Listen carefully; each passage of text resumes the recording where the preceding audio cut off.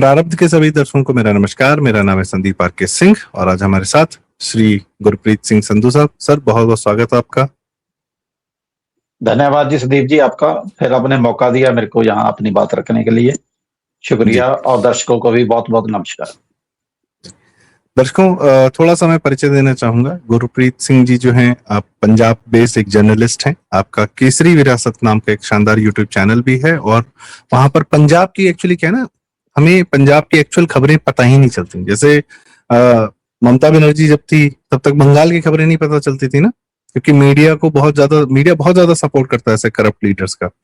तो पंजाब में भी जो आम आदमी पार्टी है, उसको दिल्ली में जब वो केजरीवाल था किस प्रकार का सपोर्ट था, और पंजाब में आप देखिए कितनी घटनाएं होती हैं लेकिन हमें पता नहीं चलता। पर गुरप्रीत संधू जी और इनके जो चैनल है केसरी विरासत के माध्यम से हमें पंजाब की असलियत जानने को मिलती। इसलिए आज हम इनको यहाँ पर आमंत्रित कर रहे हैं, क्योंकि पंजाब में कुछ बड़ी घटनाएं एक साथ चल रही। मुख्य मुद्दा है भगवंत मान और सारे ही सिख विधायकों को अकाल तख्त ने उनको अब बुलावा भेजा, या आप जो भी कह सकते हैं जिस भी प्रकार से उनको अपने यहाँ बुलाया और उनसे सवाल जवाब किए। ये मानिए कि यह लोग मुख्यमंत्री और विधायक और नेता हैं, और ठीक है, चुने हुए नेता हैं, सरकार के प्रतिनिधि हैं। पर अकाल तख्त एक ऐसी संस्था है जो सैकड़ों साल पुरानी है और उनका सिख धर्म पर, सिखों के ऊपर बहुत अद्भुत प्रभाव है। एक मतलब बड़ी अच्छी व्यवस्था है और उसमें मुख्य रूप से अब मैं गुरप्रीत सर से पूछना चाहूंगा कि सर, आज जो बुलाया गया इसकी भूमिका तो थोड़ा बहुत हमें शायद पता, आप भी हमें बताएं कि भगवंत मान ने जो कुछ छींटे मतलब घटिया हरकतें की थी गुरु महाराजों पर, उस पर उनके फोटो पर उस संबंध में बुलाया गया, पर शायद आज कुछ और भी कारण से बुलाया गया। गुरप्रीत सर, थोड़ा आप हमें जानकारी दें, साझा करें कि आखिर किस लिए बुलाया गया और हुआ क्या है आज। जी जी संदीप जी, सबसे पहले तो आपने भूमिका तो बहुत अच्छी दी है, लेकिन एक दो बातें, कई बार क्या होती है हम जुबान से जो बात कहते हैं कई बार वो उसको दोबारा से बताने की जरूरत पड़ जाती है। आपने क्या कहा कि मीडिया वाले जो है करप्ट जो नेतागण होते हैं उनको प्रमोट कर देते हैं, लेकिन मैं समझता हूं ऐसा नहीं है। मीडिया वालों की मजबूरी होती है, क्योंकि मीडिया चलता है पैसे से और पैसा सबसे ज्यादा सरकार दे सकती है, ठीक है ना।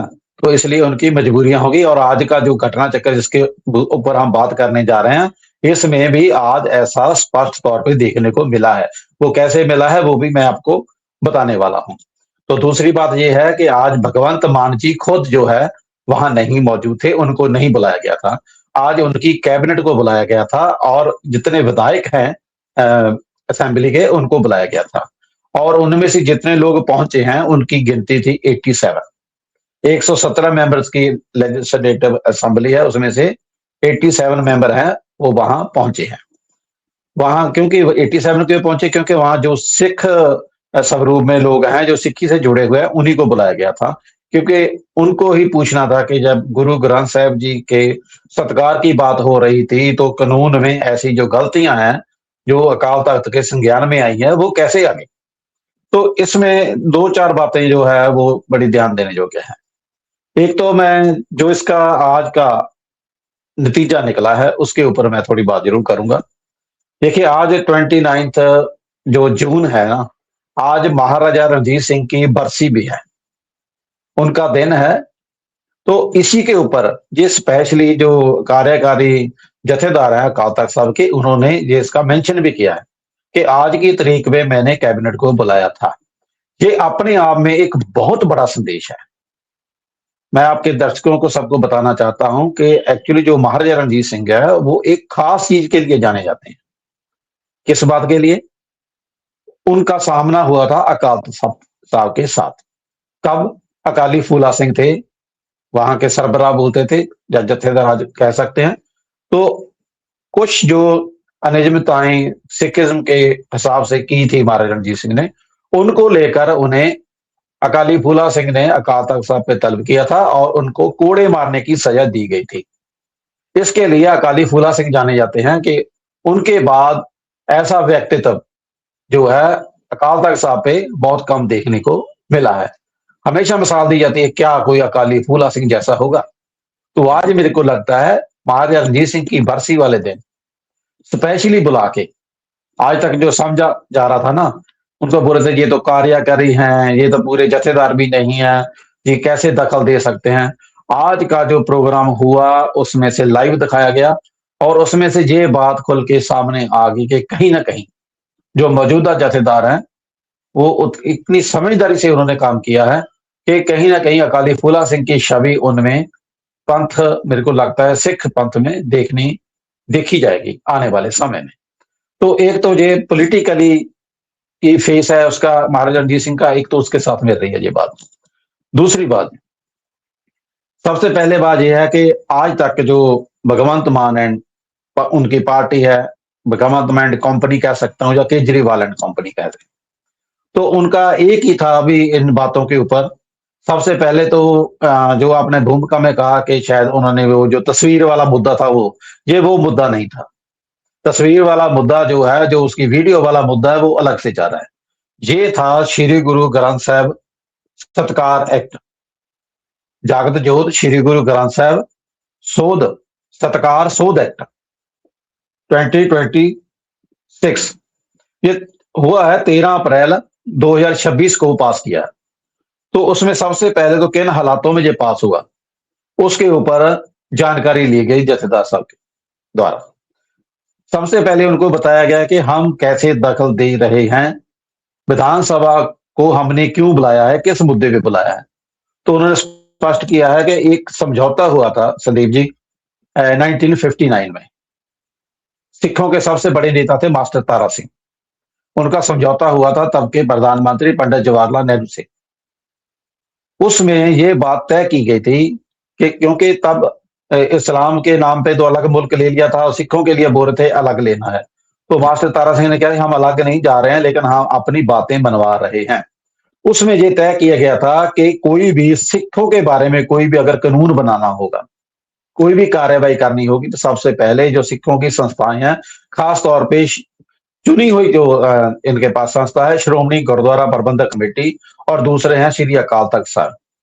और अब तो 5 तख्तों से जो है वो उनका मिला जुला जो है, उनकी सारे मशवरे से जो बात डिसीजन होता है।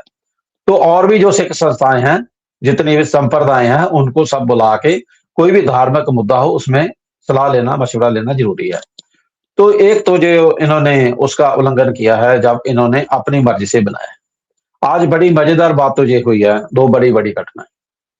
सबसे पहले तो ये हुई कि वहां जो विधायक थे, ऑपोजिशन के लीडर हैं, वहां हमारे बाजवा साहब हैं और साथ में एक बहुत अच्छे मुखर नेता हैं सुखपाल खैरा हैं और भी कांग्रेस के लीडर हैं। उन्होंने साफ-साफ बताया कि कैसे घटना चक्कर हुआ और उन्होंने ये बताया कि उन्होंने स्पष्ट तौर पे सरकार को बताया था कि इस कानून को बनाते वक्त श्रोमणी गुरुद्वारा प्रबंधक कमेटी, अकाल तख्त और दूसरी सिख संस्थाओं का मशवरा कर लेना जरूरी है।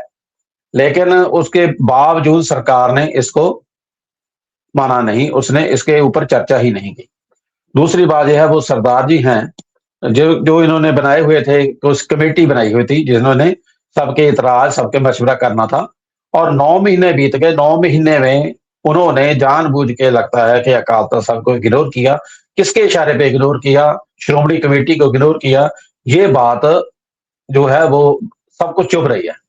तो ये वहां वो आए थे, उन्होंने आके स्पष्ट तौर पे मंत्री जी ने ये बात मानी है कि भाई हमने ये कानून जो है उसके बारे में उन्होंने कहा कि हम नहीं मशवरा नहीं कर पाए। तो उसके बाद उनके पास कोई जवाब नहीं था, इधर-उधर की बातें कर रहे थे। दूसरी बात यह है कि उसमें ये बात भी आई, 1-2 विधायक तो ऐसे थे, स्पेशली नाम ले लेके जथेदार साहब पूछ रहे थे, तो उन्होंने तो ये साफ तौर पे ये मान लिया कि उन्होंने उस कानून को, एक्ट को पढ़ा ही नहीं। ऐसे ही उन्होंने उसमें उसके पक्ष में वोट दे दिया। तो इससे भी आम आदमी पार्टी की बहुत किरकिरी हुई और सवाल उठे हैं। बहुत से जो उनके कैबिनेट के मिनिस्टर हैं, उनका भी यही मानना था लगभग कि उन्होंने कानून नहीं पढ़ा। और ये बताया सुखपाल सिंह खैरा जी ने कि कानून जो है खरड़ा उनके पास नहीं आता है, क्योंकि आजकल पेपरलेस है विधानसभा। तो एक ऐप होता है, उस ऐप में जानकारी अपलोड की जाती है और 12 तारीख को अपलोड की है रात को, और 13 तारीख को सुबह जाके विधानसभा में वो कानून जो है पास करने की कार्रवाई जारी। तो उसमें पढ़ने का मौका बहुत कम लोगों को मिला। तो क्या उसको जल्दी थी इन लोगों को पास करने की ऐसा कानून, ये थोड़ा समझ से बाहर है। इसमें से इसी में से समझा जा रहा है कि या तो इसके पीछे कोई बहुत बड़ी साजिश है। कुछ लोग तो हमारे नेतागण हैं वो इस बात से भी जुड़ रहे हैं कि 2023 में एक इन्होंने प्रावधान किया था कि जो लाइव करने का है एसजीपीसी का, तो उसमें इन्होंने जो एसजीपीसी का संविधान कानून है उसमें थोड़ा सा हेर फेर किया था। कहा था कि ये सभी चैनलों को लाइव की इजाजत होनी चाहिए, एक ही चैनल क्यों लाइव करे। पीटीसी ही उसकी जो लाइव कवरेज कर रहा था। तो तभी से कह रहे कि जैसे वहां इन्होंने सिखिज्म में दखल देने की कोशिश की है सिख संस्थाओं में, तो ये भी माना जा रहा है कि ये जो कोशिश है सरकार की, ये इसीलिए हुई है कि सिख संस्थाओं में वो अकाली दल को पीछे धकेल के, क्योंकि हमारे मुख्यमंत्री भी बार बार यही बात कह रहे हैं, जब उनको अकाल तख्त की बात होती है, सिखिज्म की बात होती है, सिख संस्थाओं की बात होती है, तो वो यही बहाना लगाते हैं कि इसके पीछे तो अकाली दल बादल है, इसके पीछे तो सुखबीर बादल है। ठीक है भाई, सुखबीर बादल के जो साथी हैं, जो वहां चुने हुए मेंबर हैं, चुने तो सिख संगत ने है ना, सिख संघ के जो चुने हुए वहां मेंबर हैं, जीपीसी के मेंबर हैं, उन्होंने जो है वो कुछ बातें करनी है, जवाब तो उन्हीं ने देना है, कार्रवाई उन्होंने चलानी है।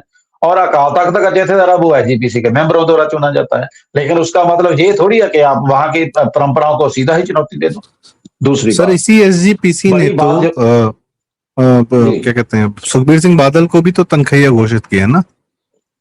हाँ बिल्कुल जी। देखो उनको तब जथेदार और थे, जथेदार हम्म दूसरे थे, लेकिन उसके हम्म ऊपर भी हम थोड़ी बात करेंगे बाद में। जी ये इस बात का क्लू ले रहे हैं कि सुखबीर सिंह बादल ने बाद में एक बहुत बड़ी रैली थी, उसमें कह दिया क्या गया था कि वहां मजबूरी में मैंने हाँ बोल दिया, मेरा इतना बड़ा कसूर वहां नहीं था। खाली इतनी बात उन्होंने कही।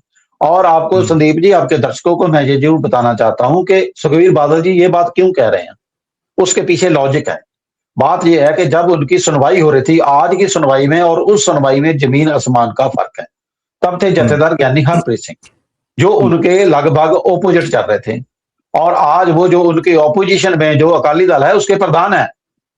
जी उन्होंने तो दूसरों को फैसले सुनाने थे, उन्होंने कहा था लीडरशिप नहीं लेके आओ। जब नई जी लीडरशिप की बात आई तो वो खुद ही प्रधान बन के बैठ गए।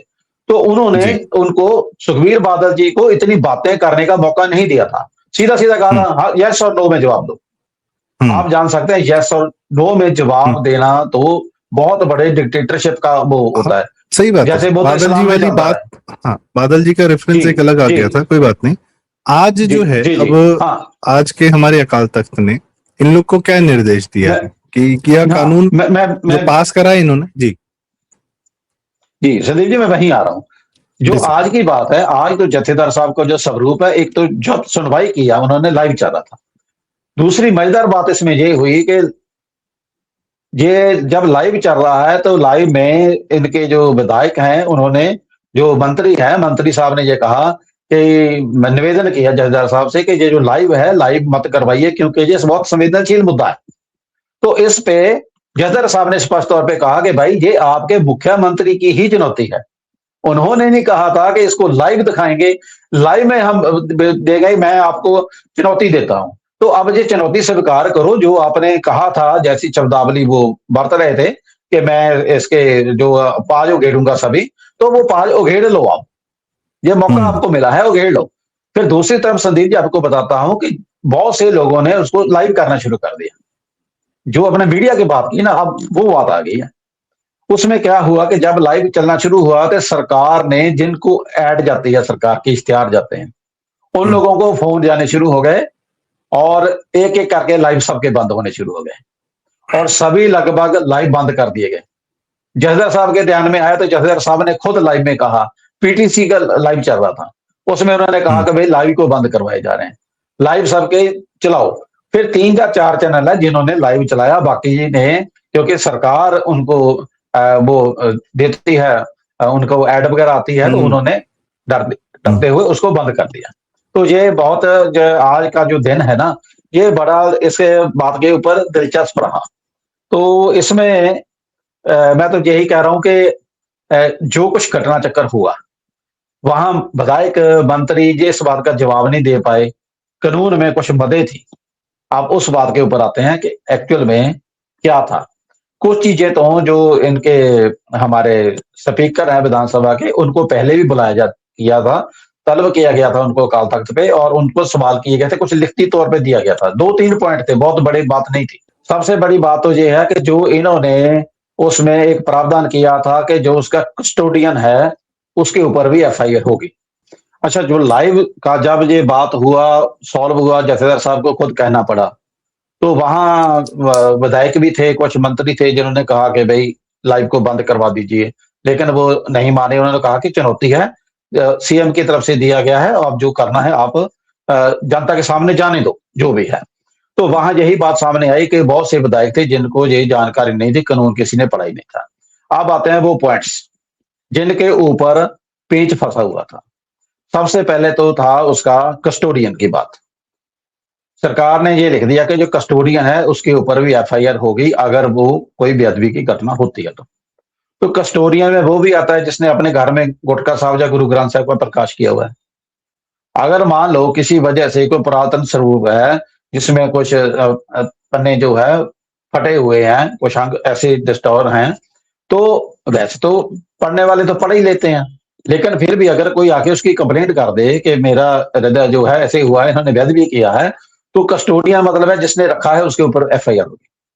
दूसरी बात, मान लो गुरुद्वारा साहबान है, किसी भी गुरुद्वारा में वहां की प्रबंधक कमेटी है, वहां अगर बेअदबी हो जाती है तो उसमें कस्टोडियन का मतलब गुरुद्वारा प्रबंधक कमेटी के ऊपर भी एफआईआर हो जाती है।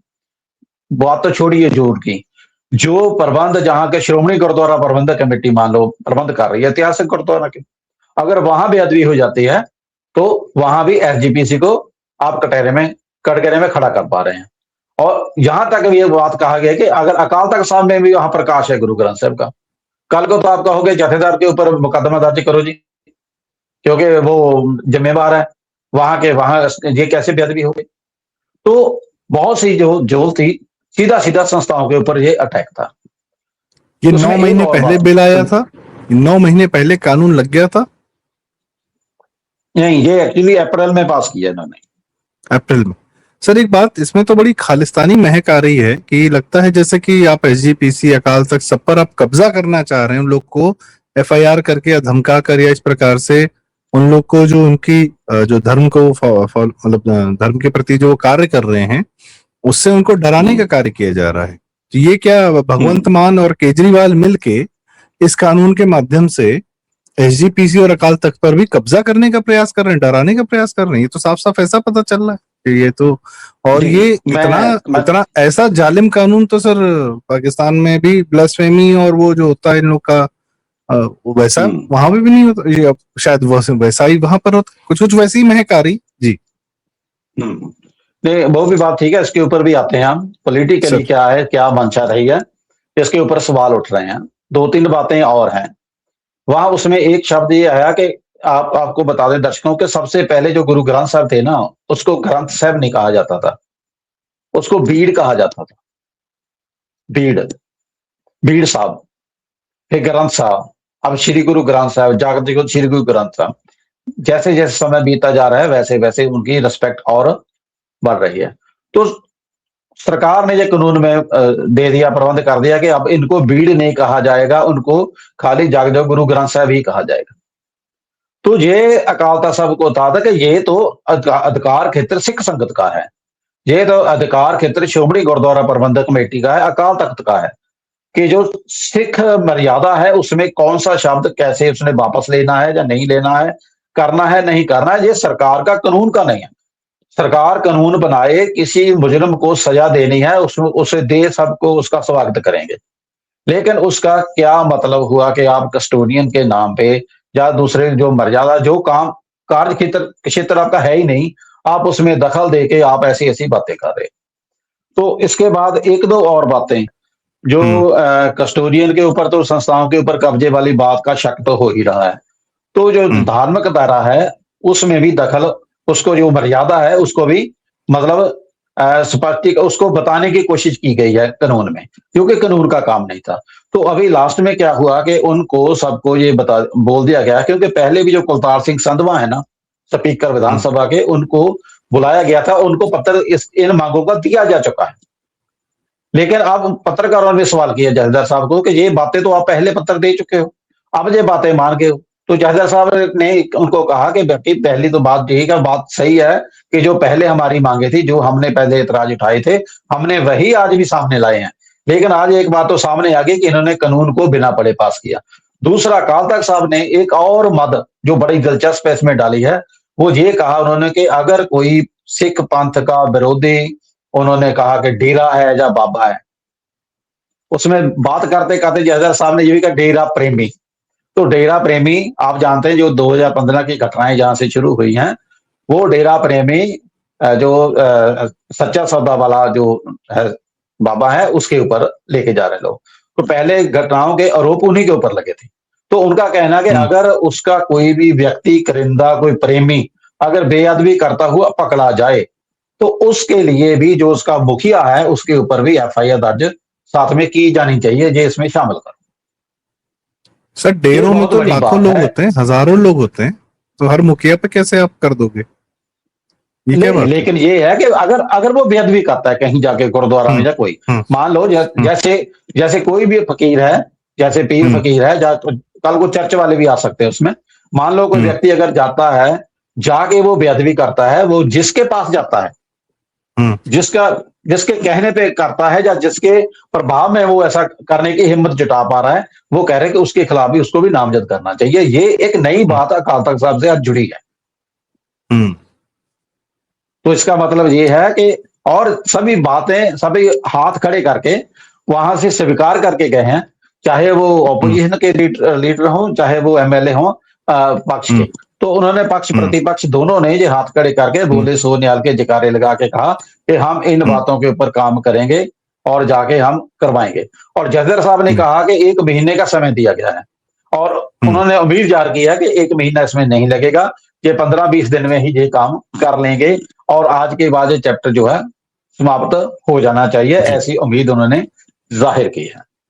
तो सर ये पहली बार हो रहा है ऐसा कि अकाल तख्त जैसी संस्था या कोई भी धार्मिक संस्था जो है, क्या ये एक नई परिपाटी हो जाएगी कि वो सरकारों के निर्देश देगी, वो सरकारों को कानून जो है उनके हिसाब से बनाना पड़ेगा, या सरकार तो अभी अभी आई है, 5 साल की है, ये सिख हमारी धर्म परंपराएं तो हजारों साल पुरानी है, सैकड़ों साल पुरानी, सिख परंपरा तो 200-300 साल पुरानी है, तो उनकी मर्यादा बनाई जाने के लिए सरकारों को थोड़ा नियंत्रण में रखना, इस तरीके की आवश्यकता है।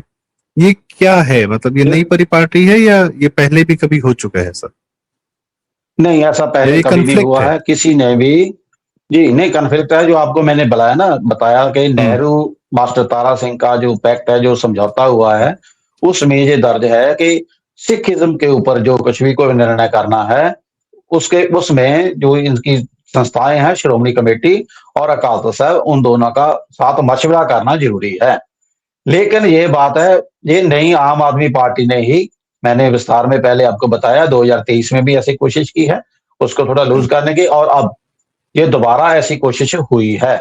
इसी के कारण भले देखो, हो सकता है लोगों में, पंजाब वासी ये भी सोचते हो कि काफी काम हुए हैं, सरकार ने अच्छे काम भी किए होंगे, लेकिन जिस तरीके से वतीरा भगवंत मान जी ने अडॉप्ट किया है, जैसे उन्होंने चुनौतियां दी हैं, जैसे उन्होंने कहा पहले उन्होंने कहा था गोल का हटा दो, फिर पता चलेगा ये कितने बड़े भक्त हैं, कितने जी गुरु को मानने वाले हैं, ये है वो, ऐसे उन्होंने बहुत बातें की। और अब जो वीडियो वाला चक्कर है, उसके ऊपर भी इसीलिए लोग विश्वास कर रहे हैं कि उनको लगता है जो ऐसे संस्थाओं के ऊपर अटैक कर रहे हैं, जो संस्थाओं को ऐसे मजाक का पात्र बना रहे हैं, जो गंभीरता से कोई बात करते नहीं है, हो सकता है उन्होंने मजाक मजाक में ऐसा भी कुछ काम किया। तो इसलिए ये चक्कर जो है ऐसा हो गया, और ऐसा पहले कभी नहीं हुआ है। और लगता है कि अभी भी अगर वो आम आदमी पार्टी वाले समझ गए तो शायद कुछ ना कुछ सीटें इनको मिल जाएंगी। लेकिन इस घटना चक्कर के बाद जो ये खाली ये माना जा रहा था ये तो बादल करवा रहे हैं, ये तब वो अब इस सभी जो पार्टियां हैं उनके बयान आ रहे हैं और उन्होंने इस बात का स्वागत किया है। और इसके बाद ये बात जरूर है कि जो आंखें मूंद के विश्वास कर रहे थे ना कि नहीं जी आम आदमी पार्टी वाले तो ठीक है, सरदार भगवंत सिंह मान जी के खिलाफ हैं, इनको ऐसे फंसा रहे हैं, तो अब उनको भी पता चल गया है, सामने आ गया, विधायकों ने और मंत्रियों ने खुद मान लिया है कि उन्होंने उस कानून को पढ़ा ही नहीं, किसी के कहने पे, किसी आका के कहने पे उन्होंने आंखें मूंद के पास कर दिया। तो आने वाले समय में ये बहुत बड़ी चुनौती है। अगर ये आम आदमी पार्टी इसी तरह से चलती रही, जैसा कि माहौल गुरुद्वारा में बन गया था, क्योंकि वहां उधर श्रोमणी कमेटी ने जो अपने गुरुद्वारा साहिबान है उसके अधीन चल रहे, वहां सभी गुरुद्वारों में फ्लैक्स बोर्ड लगाने शुरू कर दिए थे। और दूसरी तरफ पुलिस वालों ने उनको कहीं जगह से जबरदस्ती उतारना भी शुरू कर दिया था। अगर वो ना कैबिनेट वहां पहुंचती और आज का जो घटना चक्कर है वो ना होता, तो पंजाब में हालात खराब होते देर नहीं लगनी थी, क्योंकि दोनों पक्ष जो है जिद किए हुए थे। और आज के दिन मैं तो सबको बधाई देना चाहता हूँ, जितने विधायक वहां पहुंचे, चाहे ऑपोजिशन के हों चाहे वो पक्ष के हों, तो मैं सबको ये बधाई देना चाहूंगा कि उन्होंने एक सिख होने के नाते, एक जिम्मेवार नुमाइंदा होने के नाते वहां जो जाके सुनवाई में भाग लिया, और वहां एक बड़े अच्छे सुहृदता से जो उन्हें सुनवाई में भाग लिया, तो उनकी तारीफ जरूर करनी बनती है। फिर भी हम उम्मीद ये करेंगे भाई साहब कि आने वाले समय में आम आदमी पार्टी या कोई दूसरी भी पार्टी ऐसी कोई गलती नहीं करेगी जिसमें किसी को जो ऐसी चुनौती देने का मौका मिले या सिख संस्थाओं को वहां प्रोटेस्ट करने के लिए आना पड़े। इसका बात का जरूर ध्यान रखेंगे। जी जी सर, नहीं सबसे मेन बात है सर, 5 साल की ही सरकार जनता ने चुनकर भेजा, 5 साल का ही आपका दायित्व है और आपको प्रदेश संभालना है। आप सैकड़ों साल और आपको बड़ा सेंसिटिव स्टेट संभालना है पंजाब जैसा, और जिसके इतिहास है, जिसका अपना कल्चर है, सभ्यता है और पूरा एक सिस्टम है, प्रोसेस है, उसके उसके साथ मिलकर चलना है, उससे कन्फ्लिक्ट नहीं करना है। और बड़ी मुश्किल से पंजाब में शांति आई थी, उसको आपने जैसा बताया कि भाई ये माहौल खराब भी हो सकता था। तो ये एक आपसे आखिरी सवाल पूछना चाहूंगा सर, क्या ये जबरदस्ती माहौल खराब करने की भी कोशिश कर रही है आम आदमी पार्टी, इस तरीके की हरकतें करके, इस तरीके के वीडियो रिलीज करके, इस तरीके के कानून लाके, जो आज तक ना कांग्रेसी ना अकाली ना पंजाब में बहुत लोगों ने रूल किया है, लेकिन कभी किसी ने ऐसा व्यवहार नहीं किया था कि सीधे अकाल तख्त से एक कन्फ्लिक्ट पैदा करे और समाज में जो है विद्वेष पैदा करे। बहुत बुरे दौर से भी पंजाब निकला है, पर ये जो करने जा रहा है ये तो कुछ अलग ही दिख रहा है। जी सर, यही आखिरी सवाल। जी। तो संदीप भाई साहब, बात ये है कि दरअसल में जब कहते हैं ना, बच्चों के हाथ में अगर आप घातक हथियार पकड़ा देते हो तो गलती होना स्वाभाविक है, उनको पता ही नहीं है। लेकिन ये इतने भी बच्चे नहीं हैं, अनाड़ी जरूर हैं, अनाड़ी हैं पॉलिटिक्स में, लेकिन वो अपने को धुरंधर समझ रहे हैं। जब अनाड़ी व्यक्ति धुरंधर समझेंगे अपने आप को, तो गलतियां होती ही हैं, होंगी ही। बड़ी बात ये है कि ये जो लोग हैं इनको हर कोई व्यक्ति ना इतनी गहरी समझ नहीं रखता। इनका जो पीछे पिछोकड़ हम देखते हैं कि पीछे क्या रहे हैं, तो जो हम देखते हैं तो ये तो भाई मजाकिया कलाकार हैं। इनको तो खाली इतना पता है कि हाँ, कैसी बड़ी-बड़ी बातें करके, इधर-उधर की बातें फेंक के, उल्टी-सीधी बातें करके कैसे लोगों का ध्यान आकर्षित करना है और अपने आप को बेचना है। तो जो ऐसी मानसिकता के लोग हैं, उनसे गंभीरता की हम उम्मीद नहीं कर सकते। लेकिन स्लोगन बहुत अच्छे दिए थे इन्होंने, तो उनके ऊपर विश्वास पंजाबियों ने किया है। लेकिन आज भाई साहब कहीं न कहीं आज तो बिल्कुल स्पष्ट हो गया कि हाँ, बहुत बड़ी गलती पंजाबियों से हो गई है। अब और भी इलेक्शन तक जाते-जाते लोग यही ना महसूस करें कि हाँ, सच में बड़ी गलती हुई है, तो ये आम आदमी पार्टी का फर्ज बनता है। आज भी अगर ये उसको कानून जो गलत उसमें है तब्दीली करने वाली, उसको कर लेते हैं। और उसके बाद और भी बहुत सारा है जो इनको परेशान करने वाला, विचलित करने वाली चीज है। अब बिजली के नाम पे भी, बिजली में भी बहुत कुछ गड़बड़ चल रही है। मुख्यमंत्री खुद इसके लिए जिम्मेवार है, अनाउंसमेंट कर रहे हैं कि 8-8 घंटे जो है बिजली आ रही है, लेकिन गांव में से रिपोर्टें आ रही हैं लोगों का जो ना वो सूख रहा है सब। तो वो कहते हैं 2 या 2.5 घंटे से ज्यादा बिजली नहीं आ रही है। अब उसकी भी चुनौती है, इन्होंने प्रबंध ही नहीं किया है। अब कहते हैं 17,000 यूनिट के पास मांग पहुंच गई है, तो मार कहते हैं कि पहले भी पहुंच चुकी है। लेकिन आपने जो वहां सही से जो उनको देखने वाले टेक्निकल अधिकारी हैं, उनकी जगह जगह पे आप अगर आईएएस या आईपीएस दूसरे को लगा देते हो, अपने चहेतों को लगा देते हो, फिर भैया ऐसा तो होना ही है। मैं तो ये कह रहा हूँ, भांग जो कह रहे हैं भांग बुझ रही है, तो उसमें तो अब चुनौती यही है कि अब देखना है। हम तो यही उम्मीद करते हैं, हम तो अरदास करें कि भाई आने वाले समय में सबको मत दे, जो भी गलतियां हुई है वो गलतियां दोबारा ना दोहराई जाएं, और सभी लोग जो संयम के साथ पंजाब को आगे बढ़ाएं। और पंजाब वासी को मैं ये कहना चाहूंगा कि भाई आगे से हमें ये जो जज्बाती बातें हैं, इमोशनल बातें हैं, क्या उन मुद्दों को लेकर ही हमने सरकारों को चुनना है, या हमने कोई सच में जो जमीनी डेवलपमेंट है, जी, आर्थिक तौर पे कैसी अच्छी नीति हो सकती है, क्या उनको भी ध्यान में रखना है? तो आज का जी, यही नतीजा निकलता है, हमें जी। सबको इसके ऊपर विचार करना चाहिए। जी, आपने बहुत सारे मुद्दे उठाए और मैं आपसे मैं दर्शकों से भी कहूँगा कि हम गुरप्रीत जी के साथ में जो पंजाब के असल मुद्दे हैं, कि वहाँ बिजली की क्या व्यवस्था है, लॉ एंड ऑर्डर की क्या है, एक्चुअल कंडीशंस क्या हैं, गवर्नमेंट ने क्या किया, क्या नहीं किया, उसके बारे में हम आपसे जानकारी ज़रूर लेंगे। आगे के हमारे अपने हम वीडियोज़ करते रहेंगे क्योंकि पंजाब पर बात करना लगातार आवश्यक है। पर यह जो एक मुद्दा था आज का, ये एक बड़ा यूनिक और बड़ा एक ऐसा मुद्दा आया है जो पहली बार बहुत दिन बाद सुनने को आया है। आखिरी बार शायद ज्ञानी जैल सिंह जी के ज़माने में सुनने में आया था कि उनको भी बुला लिया गया था अकाल तख्त के द्वारा। और यह लेकिन ये एक अलग है, जो गुरप्रीत जी ने आज हमें उसकी डिटेल्स बताई कि वहाँ हो क्या रहा था।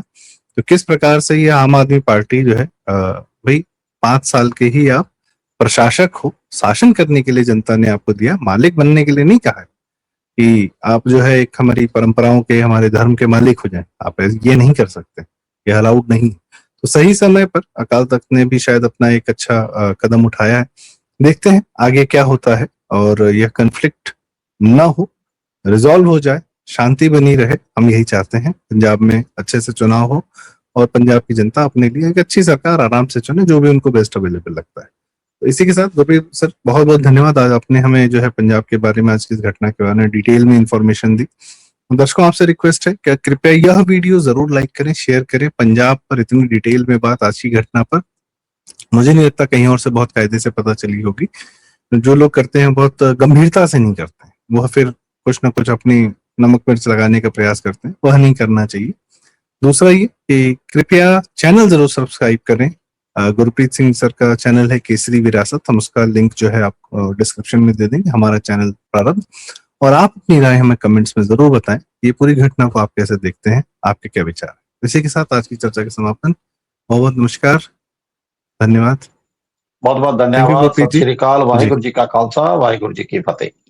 वाहेगुरु जी का खालसा, वाहेगुरु जी की फतेह। जय।